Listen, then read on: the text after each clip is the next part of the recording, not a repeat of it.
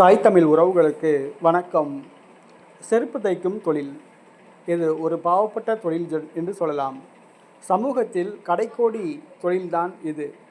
இந்த தொழிலை செய்பவர்கள் ஊரை விட்டு ஒதுக்கி வைக்கப்பட்டிருப்பார்கள். இவர்கள் காலம் காலமாக இந்த தொழிலை அருந்ததியர் சமூகத்து மக்கள் செய்து வருகிறார்கள். கிராமங்களிலே ஒரு ஊருக்கு ஒரு அருந்ததியர் குடும்பம் இருப்பார்கள்.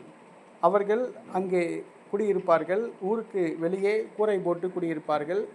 அந்த ஊரில் இருப்பவர்களுக்கு செருப்பு பிய்ந்துவிட்டால் இவர்கள்தான் செருப்பு தைத்து கொடுப்பார்கள். புதிய செருப்பும் செய்து கொடுப்பார்கள். அதற்கு பதிலாக 5 ரூபாய் 10 ரூபாய் கொடுப்பார்கள்.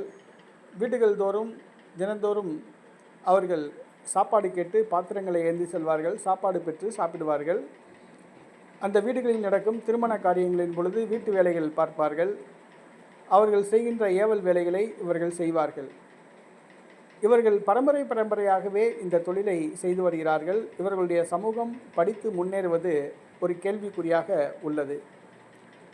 மதுரையிலே இந்த கூடல் நகர் பகுதியில் இந்த அருந்ததியர் சமூகத்தை சார்ந்த இவர் செருப்பு தைத்து கொண்டிருக்கிறார். ஆனால் தினந்தோறும் ஒரு 500 ரூபாய் 600 ரூபாய் சம்பாதிப்பார். ஆனால் ஒரு 150 ரூபாய் முதலிலே எப்பொழுது வருகிறதோ கிடைக்கிறதோ உடனே போய் அருகில் உள்ள டாஸ்மாக் கடைக்கு சென்று மது அருந்தி போதையில் படுத்து விடுவார். போதை தெளிந்த பின்பு மீண்டும் வேலை பார்ப்பார்.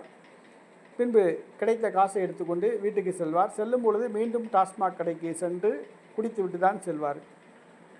சமூகத்தில் கடைக்கோடியில் உள்ளார்கள். ஆனால் செருப்பு தைப்பது குடிப்பது இதுதான் இவர்கள் தங்களுடைய முதன்மையானதாக கருதுகிறார்கள்.